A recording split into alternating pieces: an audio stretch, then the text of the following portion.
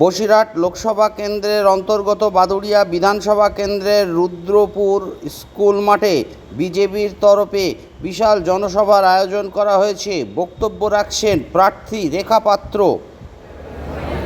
এই জনসভায় উপস্থিত আপনাদেরকেও আমার শ্রদ্ধেয় প্রণাম নেবেন। আজকে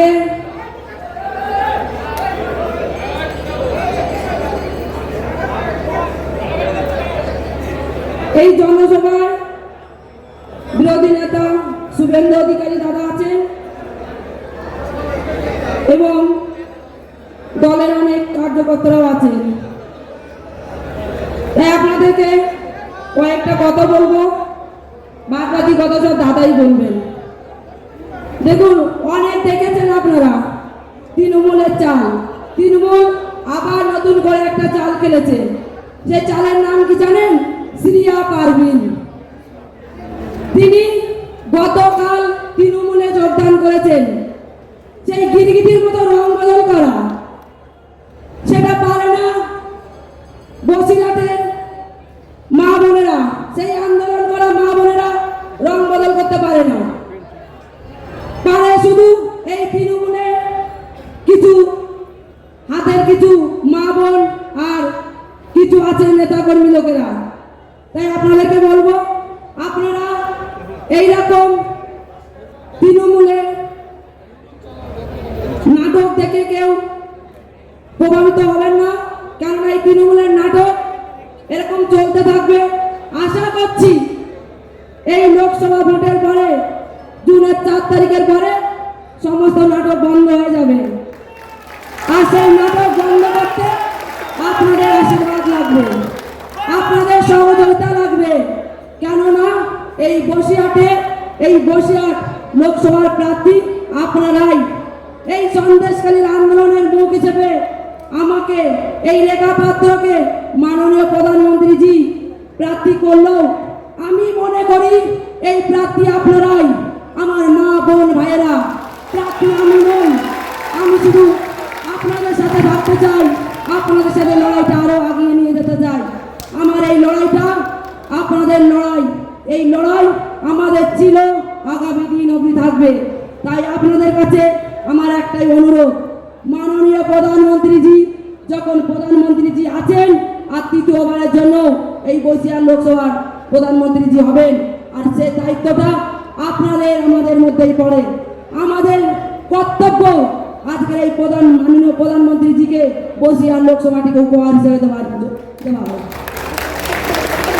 তাই আপনারা এই মমতা ব্যানার্জি এমন কোনো কথায় আপনারা আপনাদের মনকে ভাঙতে দেবেন না।